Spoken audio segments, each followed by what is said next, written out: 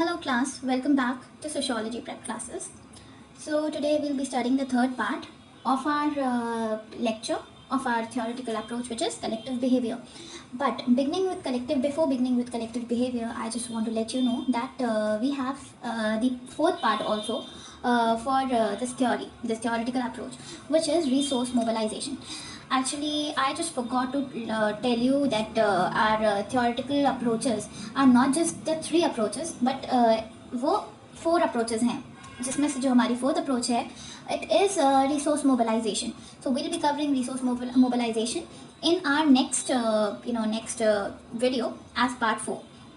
So now let us begin with collective behavior. So what is collective behavior? इस term से ही we can understand कि जहाँ पर एक कलेक्टिव एक्शन हो रहा हो, ना कि एक individual action but a collective action. तो इस टर्म को सबसे पहले हमारे जो सोशियोलॉजिस्ट हैं फ्रैंकलिन हेनरी गिडन्स, तो उन्होंने इस टर्म को सबसे पहले यूज़ किया था in 1908. The term was first use by Franklin Henry Giddings in 1908. और जो कलेक्टिव बिहेवियर है वो एक ऐसा टर्म है जो सोशियोलॉजिस्ट यूज़ करते हैं to refer to a miscellaneous set of behaviours, जहाँ पर जो बहुत एक लार्ज नंबर में जो पॉपुलेशन होती है वो एंगेज करती है. Refers to miscellaneous behaviour in which large number of people engage. Now more specifically जो कलेक्टिव बिहेवियर है ये क्या है, ये एक रिलेटिवली स्पॉन्टेनियस थिंग है या बिहेवियर है एंड रिलेटिवली अनस्ट्रक्चर्ड बिहेवियर है by large number of individual acting with और being influenced by other individual. So it refers to relatively spontaneous and relatively unstructured behaviour. Moving on to what is relatively spontaneous and what is relatively unstructured. अब relatively spontaneous क्या है, relatively unstructured क्या है? तो जो spontaneous है उसी से हमको समझ में आता है कि वो चीज़ natural हो रही है. यहाँ पर लोगों का behavior natural है, behavior is somewhat spontaneous, पर यहाँ पर कुछ हद तक planned भी है behavior. Spontaneous तो है पर यहाँ पे कुछ हद तक planned भी है. रिलेटिवली अनस्ट्रक्चर्ड में क्या है कि जो हमारा बिहेवियर है वो ऑर्गेनाइज्ड और प्रिडिक्टेबल है. अनस्ट्रक्चर्ड का मतलब तो यही हो गया ना कि कोई स्ट्रक्चर नहीं है जहाँ पर हम प्लान करके वो चीज़ करते हैं, हम ऑर्गेनाइज करते हैं उस चीज़ को तब वो हम करते हैं. तो ये हमारा प्रिडिक्टेबल है, हम पहले से चीज़ को प्रिडिक्ट कर चुके हैं तभी हमने उस चीज़ को ऑर्गेनाइज किया है. लेकिन कहीं हद तक ये भी अनऑर्गेनाइज्ड है और अनप्रिडिक्टेबल भी है. यहाँ पे ये जो टर्म है इसका मतलब है collective behavior. So the term collective behavior is commonly used in generic or in wide sense. हम काफ़ी जेनरिक सेंस में भी यूज़ करते हैं इस टर्म को और काफ़ी वाइड सेंस में भी इस टर्म को हम यूज़ करते हैं. क्यों? ताकि हम all facts, we can include all facts and phenomena of associated life. हम अपनी जो हमारी लाइफ है उसके सारे फैक्ट्स और फिनोमिनास इसके साथ लागू कर सकें या हमारी जो ग्रुप ऑफ लाइफ्स हैं उसको इसके साथ अटैच कर सकें. तो इसका जो लिटरल सेंस है उसके अगर उस सेंस में हम देखें तो it would incorporate all behaviour involving more than one person. From the view point हम देखते हैं कि practically all group activities can be thought of collective behaviour. जितनी भी ग्रुप एक्टिविटीज़ हैं वो सब कलेक्टिव बिहेवियर हैं, क्योंकि बगैर ग्रुप एक्टिविटीज़ के हम कलेक्टिव एक्शन, कलेक्टिव बिहेवियर कैसे कर सकते हैं. तो जितनी जहाँ पे ग्रुप होगा वहाँ से हम ये कलेक्टिविटी को इंटर रिलेट कर सकते हैं. Now comes the next part of the collective behaviour which is social life is found practically at all level of animal life. तो जो हमारी सोशल लाइफ है वो हम हर एक लेवल पे देख सकते हैं एनिमल लाइफ के. अब ह्यूमन बींग्स को भी एनिमल कहा गया है, तो यहाँ पे we are not just talking about animals but we are also talking about human beings that exist. Every particular thing that exist, the living thing that exist in our society, हम उस हर एक चीज़ में सोशल लाइफ देख सकते हैं. तो अगर हम लोअर लेवल पे देखें तो वहाँ पर थोड़ा लेस ऑटोमेटिक है, ये ऑटोनॉमस नहीं है, इट्स ऑटोमेटिक. तो वहाँ पे लेस ऑटोमेटिक है और वो साइकोकेमिकल फोर्सेस उसको डायरेक्ट करती हैं। लेकिन यहाँ पे इससे पहले यहाँ पे हम इंसेक्ट सबसे छोटे लेवल से देखते हैं ना, जब यहाँ पे लोअर लेवल लिखा है ना, तो जब हम इंसेक्ट लेवल हम छोटे लेवल पे देखते हैं तो इसका मतलब हम एक छोटे ऑर्गेनिज्म से हम इस चीज़ को रिलेट करते हैं, वहाँ से हम लेके चलते हैं इंसेक्ट लेवल ऑनवर्ड्स, जैसे कि एंड्स एंड बीज। तभी हमको एक ट्रू सोशल लाइफ मिलता है, तभी हम एक ट्रूली सोशल लाइफ जो है उसको समझ पाते हैं। नहीं तो अगर हम अभी का ही देख लें तो हम कैसे समझेंगे कि सोशल लाइफ है क्या। एक चेन है ना, आंट्स से स्टार्ट होती है वो चेन, छोटे ऑर्गेनिज्म से स्टार्ट होती है ना, कि बड़े से हम छोटे पे चलते हैं। लेकिन जो बहुत से एस्पेक्ट्स हैं सोशल लाइफ के, हमारे ह्यूमन बींग्स के सोशल लाइफ के, वो एक रूल्स और नॉर्म्स को भी फॉलो करते हैं। बहुत से फैसेट्स या बहुत से एस्पेक्ट्स हम जब करते हैं तो हम कुछ रूल्स एंड रेगुलेशंस उस पर लागू करते हैं। तो it is by and large orderly and well structured होता है। यहाँ पे हम generally we have some type of daily routine and conform to the roles expected to us. तो हमारे कुछ डेली रूटीन्स भी होते हैं, हमसे जो रोल उम्मीद करी जा रही है कि हम वो रोल निभाएंगे, तो हम वहाँ पे वो रोल भी कंफर्म करते हैं। There is, however, another dimension of social life in which activities are relatively spontaneous, loosely structured, transitory और uncertain. तो ऐसे भी एक्टिविटीज़ होती हैं सोशियोलॉजी में। लेकिन जो सोशियोलॉजी है, हम उसी के तो पर्सपेक्टिव से पढ़ रहे हैं, तो सोशियोलॉजी के पर्सपेक्टिव से अगर हम देखें तो ये जितने भी फेसेट्स थे या जितने भी एस्पेक्ट्स थे हमारे सोशल लाइफ के, इसी को हम कहते हैं कलेक्टिव बिहेवियर। यही हमारे कलेक्टिव बिहेवियर हैं। तो जो कलेक्टिव बिहेवियर है कलेक्टिव बिहेवियर है, ये it is crucial for understanding of human beings as social animal. तो जो सोशियोलॉजी है वो कंसर्न रखता है विद कलेक्टिव बिहेवियर। क्यों? क्योंकि it emphasises on communal nature of our social existence, because it emphasises on communal nature of our social existence. लेकिन जो कुछ सोशियोलॉजिस्ट हैं, हाँ, कुछ सोशियोलॉजिस्ट जो हैं इस टर्म को एक लिमिटेड सेंस में देखते हैं। हर जगह ये अप्लाई नहीं करते हैं, but this uses this term in a limited sense. यहाँ पे आप देख सकते हैं, ये लाइन इधर है। ये काफ़ी इंपॉर्टेंट चीज़ है, क्योंकि हमको ये भी देखना है कि हम कितना अप्लाई करते हैं इसको कलेक्टिव बिहेवियर को अपने सोशियोलॉजी में।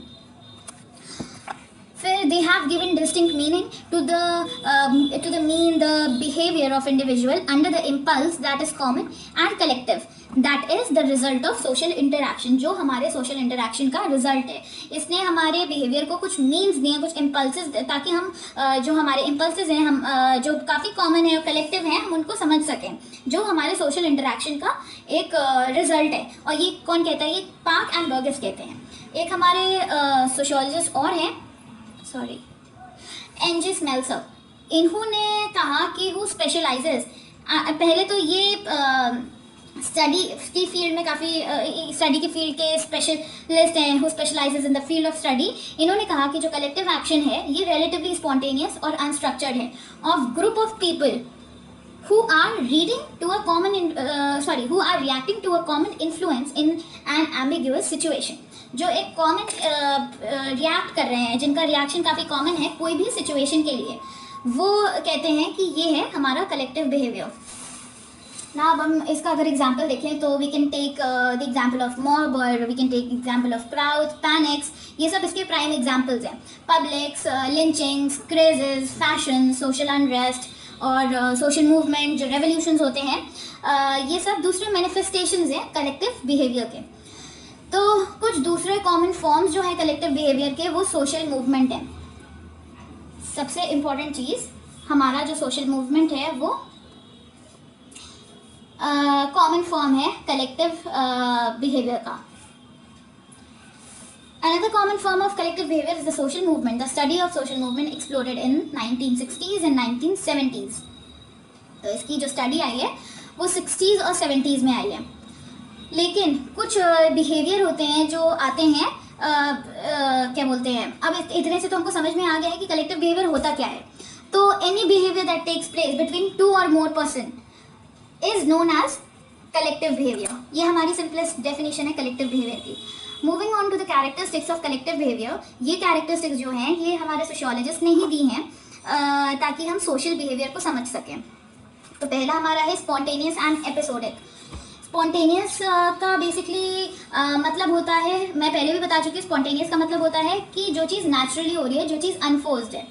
तो यहाँ पर जो बिहेवियर है, इतने से हमको ये समझ में आता है कि जो हमारा बिहेवियर है वो नेचुरल होगा। Collective behaviour spontaneous and takes place occasionally, कभी कभी आ जाता है हमारे सोसाइटी में, rather than regularly and routinely. फिर हमारा अनस्टेबल जो बिहेवियर है, अनस्टेबल है हमारा कलेक्टिव बिहेवियर। तो ये काफ़ी शॉर्ट लिव्ड होता है as long as the centre of attraction exist. लेकिन ये इसके कोई स्टेबल गोल्स नहीं होते हैं, ना इसके कोई स्टेबल वैल्यूज़, ना एक्सपेक्टेशंस, ये सब नहीं होते हैं। जैसे कि हमारे जो इंस्टीट्यूशनलाइज्ड बिहेवियर्स होते हैं वो अनस्टेबल बिहेवियर होते हैं। अनस्ट्रक्चर्ड कैसे है, यहाँ पे कोई भी रूल्स और कोई भी प्रोसीजर्स नहीं होते हैं। It has no set of rules or procedures to follow like a regular or routine behavior. ये जनरली काफ़ी लूजली स्ट्रक्चर्ड होता है। अनप्रिडिक्टेबल जो है ये एक्चुअली अनप्रिडिक्टेबल भी है, ये कभी भी एकदम से हमारी सोसाइटी में आ जाता है। The direction and outcome of such behaviour can not be foretold, पहले से हम नहीं बता सकते हैं। फिर इरेशनल कैसे, यूजुअली जो हमारे ऐसे बिहेवियर्स होते हैं ये अनरीजनिंग, बिलीव्स, होप्स, फियर्स, हेट्रेड से गाइडेड होते हैं। तो ऐसी सिचुएशन में जो हमारे डिसीजंस होते हैं they are not generally made on the basis of logic और रैशनल डिस्कशंस। हम इनको फ्रस्ट्रेशन से हम अपने डिसीजन बना देते हैं, हम अपने अग्रेशन से हमारे डिसीजंस बन जाते हैं और हम उन्हीं को फॉलो करते हैं, ना कि वो लॉजिकल होते हैं, ना ही वो रैशनल होते हैं। इमोशनल है ये, समटाइम्स जो ऐसे बिहेवियर्स होते हैं ये इमोशनल भी होते हैं and based on considerable personal interaction. Then non traditional, it is non-traditional in the sense that it is not clearly defined according to any culturally established norms and values. तो ऐसी situations में जो conventional guides होते हैं and formal authority जो होते हैं वो they fail to afford and direction of social action. Now यहाँ we can see there are 3 primary forms of collective behavior. कौन कौन से? Just a second. 3 primary forms of collective behavior: the crowd, the mass और the public. crowd के भी 5 types हैं। crowd के भी there are 5 types of crowd: casual crowd, conventional crowd, expressive crowd, acting crowd and protest crowd. Now what is casual crowd? Casual crowd क्या होता है? ये एक यहाँ पे एक कलेक्शन ऑफ यहाँ पे एक there is a collection of people who happen to be in the same place at the same time, और वहाँ पर वो मूवमेंट करते हैं, एक ही जगह पे होते हैं, एक ही टाइम पे होते हैं, मूवमेंट नहीं भी करते हैं, तभी वो एक कैजुअल क्राउड है, वो भी कलेक्टिव बिहेवियर है। It has no common identity, इसकी कोई कॉमन आइडेंटिटी नहीं होती है, लॉन्ग टर्म पर्पस नहीं होता है। We can take an example of traffic, वो हमारा एक कैजुअल क्राउड है, या गैदरिंग्स, गेट टुगेदर्स, वो हमारे कैजुअल क्राउड है। This gathering of people waiting to cross the street is an example of casual crowd. Now comes to conventional crowd. इसका more अभी तो I have explained what is casual crowd in a simple definition, but more briefly अगर आप देखेंगे तो just go to my telegram channel, मेरी description box में उसकी link available है, आप वहाँ पर notes avail कर सकते हैं। तो we will now talk about conventional crowd. What is conventional crowd? So जो कन्वेंशनल क्राउड है वो भी लोगों की गैदरिंग है, वो लोग हैं जो गैदर होते हैं कोई भी स्पेसिफिक पर्पस के लिए। They gather for a specific purpose. They might be attending a movie or a play or a concert, right? Or a lecture, etc. तो जो हमारे गुडे हैं, जो सोशियोलॉजिस्ट हैं हमारे गुडे, अगेन थिंग्स दैट जो कन्वेंशनल क्राउड है ये do not really act out collective behaviour. ये कलेक्टिव बिहेवियर नहीं है। हम उसको कलेक्टिव बिहेवियर नहीं कह सकते गुडे के हिसाब से, as their name implies their behaviour is very conventional and thus relatively structured. तो उनका जो बिहेवियर होता है वो रिलेटिवली स्ट्रक्चर्ड होता है। वो ये कौन कहता है? ये गुडे कहते हैं। Now comes to expressive crowd. जो हमारा एक्सप्रेसिव क्राउड है वो भी कलेक्शन ऑफ, ऑब्वियसली यहाँ पे एक जब हम कलेक्टिव बिहेवियर की बात करते हैं तो मॉब तो होगा ही, तो यहाँ पे भी गैदरिंग होती है लोगों की who gather primarily to be excited and to express one और मोर इमोशंस। एक्सप्रेसिव क्राउड होते हैं, ये अपने इमोशंस को एक्सप्रेस करते हैं। फॉर एग्जाम्पल, या we can take examples of religious revivals और political rally for a candidate and events like Mardi Gras. ऐसे हम एग्जाम्पल्स ले सकते हैं। तो जो गुडे हैं यहाँ पे भी ये कहते हैं, he pointed out that the main purpose of the expressive crowd is belonging to crowd itself. ये जो इनका पर्पस होता है ये क्राउड में ही रहता है। Crowd activity for its members is an and in itself, not just a means. अब वो जो एक्सप्रेस कर रहे हैं इमोशंस, वो फॉर इंस्टेंस जब जो पॉलिटिकल पार्टी है वो जब रैली करती है, कोई भी कैंडिडेट जब रैली करता है तो वो अपने इमोशंस, अपने व्यूज़ एक्सप्रेस करता है। तो जो जनरल पब्लिक है वो it is in their hands कि उनको वो इमोशंस एक्सेप्ट करने हैं या उनके व्यूज़ एक्सेप्ट करने हैं कि नहीं। तो यहाँ पर उनका जो मीन है वो उनके एक्सप्रेशन के साथ ही ख़त्म हो जाता है। Then comes to acting crowd. Acting crowd से के नाम से ही वी कैन अंडरस्टैंड कि यहाँ पर अपने आप को एक्सप्रेस करने के लिए हम एक्ट करते हैं। As its name implies, an acting crowd goes one important step beyond an expressive crowd by behaving in violent or other destructive behavior such as looting. तो ये एक्टिव क्राउड है। तो जो हमारा एक्टिव क्राउड होता है उसका हम एग्जाम्पल लूटिंग ले सकते हैं, थेफ्ट ले सकते हैं। ये सब एक्टिंग क्राउड के एग्जाम्पल्स हैं।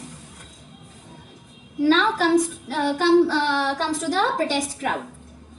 प्रोटेस्ट क्राउड क्या है? जो हमारे मैकफेल हैं और रोनाल्ड टी वॉल्स्टीन है, इन्होंने आइडेंटिफाई किया था प्रोटेस्ट क्राउड को। या so as identified by Clark McPhail and Ronald T Wohlstein, a fifth type of crowd is the protest crowd. इसके नेम से ही हमको, इसके नाम से समझ में आता है कि जो प्रोटेस्ट क्राउड है is a collection of people who gather to protest a political, social, cultural और economic issue। वो प्रोटेस्ट करते हैं किसी भी इकोनॉमिक, पॉलिटिकल या फिर सोशल या फिर कल्चरल या फिर इकोनॉमिक इश्यूज के लिए। The gatherings of people who participate in a certain demonstration, march और rally are all examples of protest crowd.